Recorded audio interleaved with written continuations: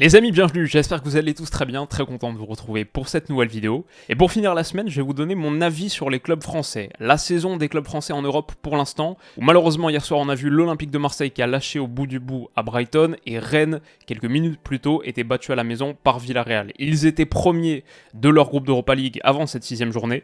Les deux tombent d'un cran, rétrograde à la seconde place. Alors c'est une seconde place que Toulouse est allé valider en allant battre le LASK Linz en Autriche. Les trois donc iront en tour préliminaire d'Europa League où ils seront aussi accompagnés de Lens qui a bien sûr validé son billet mardi avec la victoire contre Séville. Lille a fait un quasi perfect en Conference League, termine premier de son groupe et ira aussi au prochain tour, alors que le Paris Saint-Germain, deuxième du groupe de la mort, ce groupe F de Ligue des Champions, verra les huitièmes de Champions en février. Le bilan donc c'est que ça nous fait 6 clubs français qui sont encore engagés. Les 6 qui ont commencé sont encore engagés en Europe, verront l'Europe au printemps, c'est pas si courant que ça. C'est suffisant d'ailleurs pour repasser devant les Pays-Bas et même conforter la 5ème place avec 2 ou 3 points d'écart pour l'instant sur le coefficient UEFA. C'est plutôt une bonne nouvelle.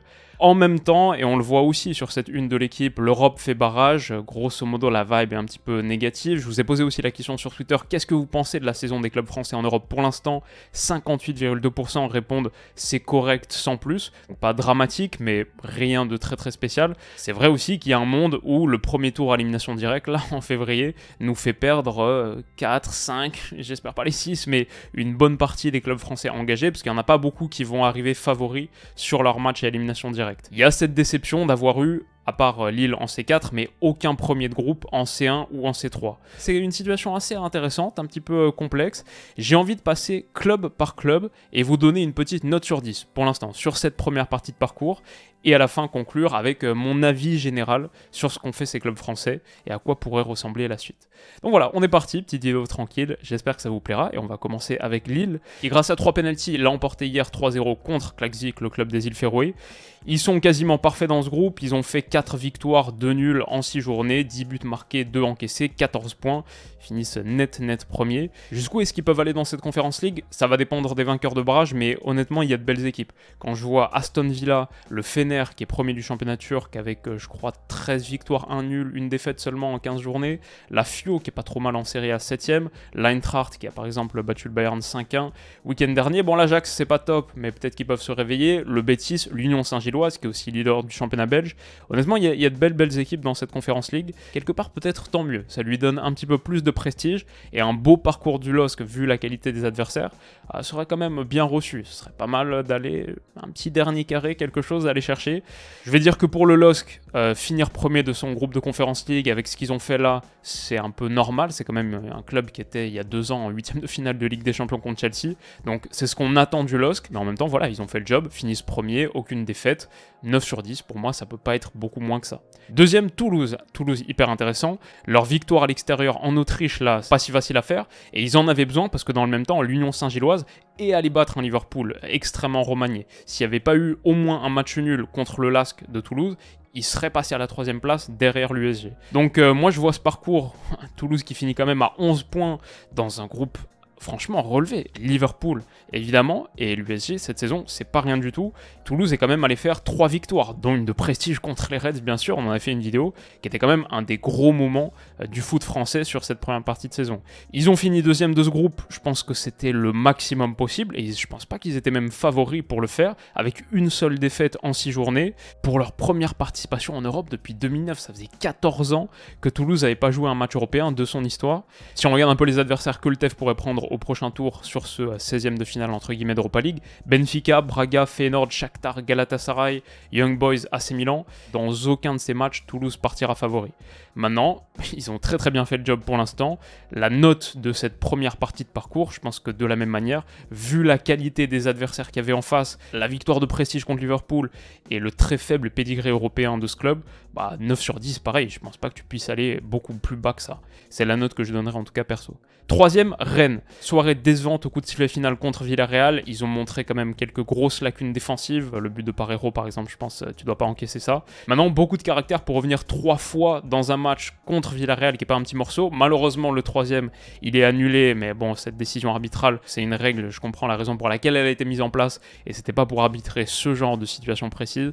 Donc c'est malheureux, c'est comme ça. Ils ont quand même battu 2 fois le Panathinaikos qui avait sorti l'OM en tour préliminaire de Ligue des Champions. Ils ont battu 2 fois le Maccabi 6-0 sur sur l'ensemble des 2 matchs. Ils ont perdu 2 fois contre Villarreal, c'est vrai, et Rennes, c'est quand même une équipe avec plus d'expérience. Ça fait 6 années consécutives que ça joue la Coupe d'Europe, Rennes.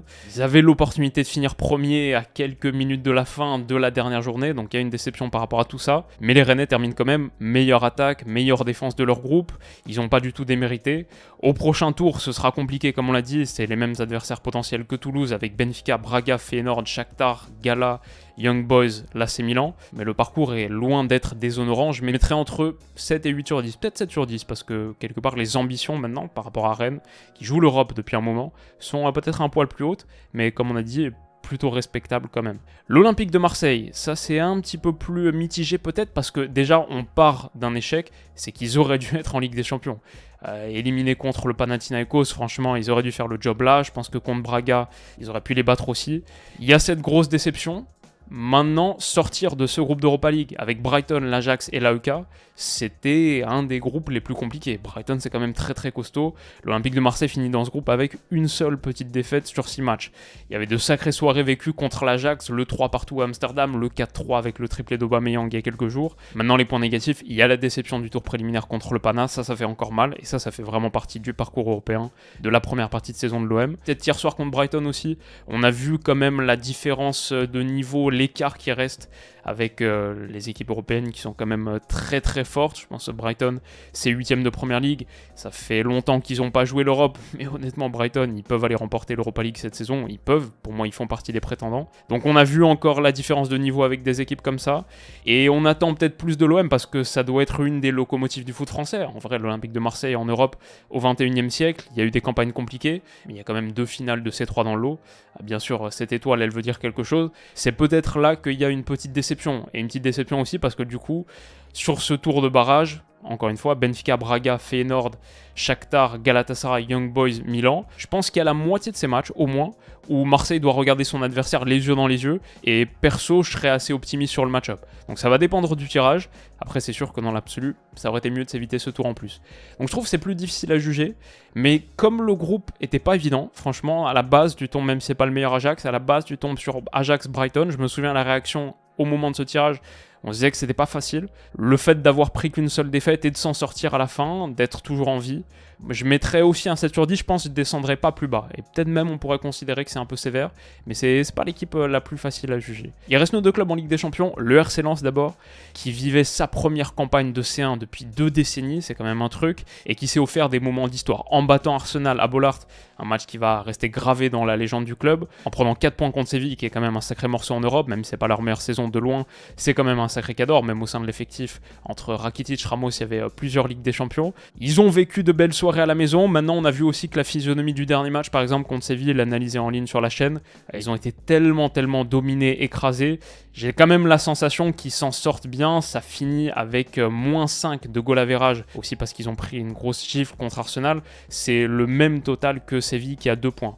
Ils ont, je pense, tiré le maximum de ce qu'ils ont produit avec la moins bonne attaque du groupe. Par exemple, 6 petits buts marqués en 6 journées pour prendre 8 points. Maximum d'efficacité pour Lens, mais en même temps, prendre 8 points dans ce groupe, c'était pas du tout facile. Battre Arsenal, il n'y a pas beaucoup d'équipes qui vont le faire cette saison. Je pense que entre la Coupe d'Europe et la Première Ligue, on verra avec combien de défaites termine Arsenal. Il n'y en aura pas énormément sur une 50aine de matchs joués, et pourtant, il y en a une à Lens. Prochain tour, là, ça devient un peu intéressant pour Lens. Alors, il ne peut pas y avoir Rennes, bien sûr, parce que c'est un club français.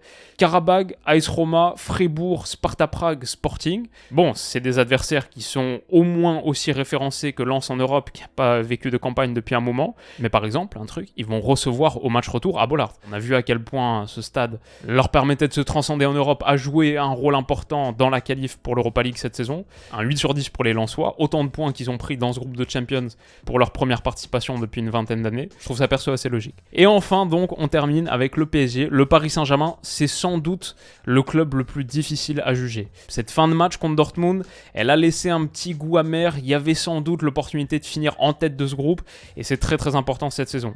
Mais en même temps, je pense qu'au moment du tirage, 90% des Parisiens auraient signé pour une seconde place. C'est pas pour dire qu'ils étaient le second favori, je pense quand même qu'ils étaient favoris pour terminer en tête de ce groupe. Donc il y a eu une petite déception par rapport à ça. Mais je pense que pas beaucoup auraient refusé le deal en mode non, je prends pas cette seconde place, je vais tout jouer et on va voir parce que je pense qu'il y a quand même des chances de finir premier et je suis prêt à prendre le risque de pas me qualifier dans ce groupe pour finir premier. Je pense pas beaucoup auraient dit ça. Donc il y a que 2 victoires sur 6 matchs, c'est pas beaucoup pour le Paris Saint-Germain.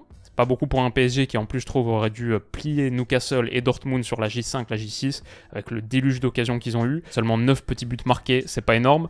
On va dire aussi c'est une qualification que le Paris Saint-Germain ne doit pas qu'à soi-même. Sans la victoire de Milan, sans au moins le match nul de Milan pris à St James Park, genre si là ça finit un partout entre Dortmund et Paris, mais que Newcastle l'avait emporté à St James Park, avait fait le taf, ils étaient favoris dans ce match, le Paris Saint-Germain serait plus là. Ils auraient été reversés en Europa League. Donc ça aussi, t'as pas tout contrôlé jusqu'à la fin. Il y a la qualif, donc la catastrophe d'une élimination en phase de groupe de Champions League pour la première fois de l'RQSI a été évitée, c'est bien. Mais c'est vrai aussi que pour le Paris Saint-Germain, pour son standing, ça semble être le minimum. Et derrière, surtout, je pense que la grosse inquiétude, c'est le tirage. Le tirage qu'on verra lundi, on en parlera en live, on sera en live pour le débriefer. Ce tirage où tu peux prendre Arsenal, l'Atleti, le Barça, le Bayern, Man City, le Real Madrid ou la Real Sociedad, il n'y a pas beaucoup de tirages où le Paris Saint-Germain va sortir favori. Donc c'est la raison pour laquelle je pense que le PSG, on ne peut pas monter plus haut que 7 sur 10, c'est la note que je donnerais. Mais j'irai pas plus bas non plus parce que ce groupe-là, c'était quand même le groupe de tous les dangers, il était assez périlleux.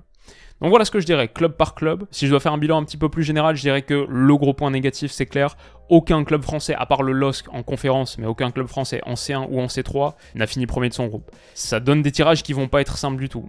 Après, c'est que des gros matchs, donc c'est cool. Mais vu la faiblesse des Français en général dans les matchs à élimination directe, ouais, ça pose la question de savoir combien de clubs français seront encore là fin mars.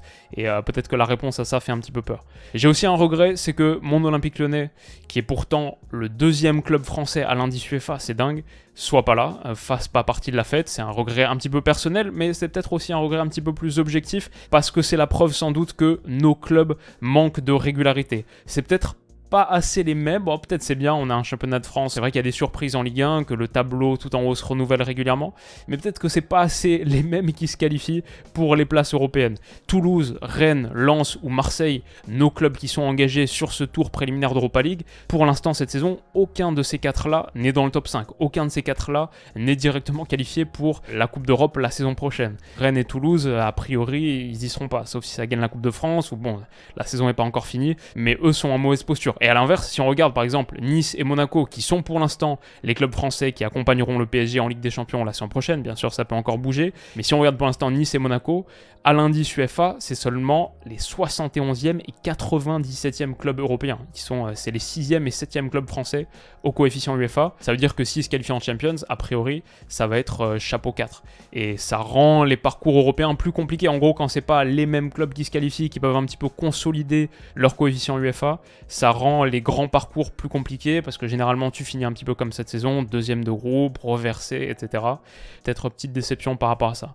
Mais mon bilan un petit peu plus positif quand même, c'est que on a le Paris Saint-Germain qui est sorti du groupe de la mort de Ligue des Champions, on a l'OM qui est sorti d'un des groupes les plus compliqués d'Europa League, on a Lens qui a battu Arsenal, qui a battu Séville, qui fait 8 points pour sa première campagne européenne depuis 20 ans, on a Toulouse qui a battu Liverpool, on a Lille qui sort premier de son groupe de conférence. C'est quand même des choses positives. Si on n'est pas content là, je sais pas vraiment quand on peut l'être. Je trouve qu'il y a une petite morosité générale autour du foot français en Europe. Et peut-être aussi, après j'ai pas envie de faire l'explication psychologique de comptoir, mais peut-être aussi que notre manque d'optimisme en général, la difficulté qu'on a à célébrer, je dirais ça, la difficulté qu'on a à célébrer les bons moments sans mettre une couche un peu de cynisme par-dessus ça, bah peut-être que tout ça, ça contribue, ça ajoute un petit peu de difficulté dans nos bons parcours. Je vais pas dire qu'on influence totalement le destin de nos clubs en débordant pas d'optimisme et de joie, mais de la même manière, je pense que c'est un peu évident, il y a quelque chose de culturel dans notre incapacité à faire de longs parcours en Europe. Je vois les clubs français, en général, leur posture dans l'approche des matchs, je trouve qu'il y a souvent un petit complexe d'infériorité que n'ont pas les Espagnols, les Anglais, les Allemands, les Italiens, pas que. Les Portugais, les Néerlandais aussi. Il y a ce petit complexe d'infériorité ou cette approche mentale qui me semble pas exactement optimale de l'Europe. En tout cas, je pense pas que ça aide. Et donc c'est pour ça que j'ai envie, là, au moment de faire le bilan, de vous donner mon avis final, de dire, franchement, le job a été fait. Moi, je trouve que le job a été fait et même bien fait. Tout n'est pas parfait, rien n'est parfait, mais quand tu démarres avec 6 clubs et qui seront encore là en février, qui vont nous offrir des matchs kiffants, qu'on va vibrer le mardi soir, le mercredi soir et le jeudi soir, ouais, franchement, soyons heureux et soyons optimistes, pourquoi pas. Rendez-vous lundi pour le tirage, on débriefera tout ça en live et après j'en ferai une petite vidéo aussi. D'ici là, comme d'habitude, prenez soin de vous, abonnez-vous à la chaîne si vous voulez pas rater tout le contenu qui arrive, et on se dit à bientôt. Bisous.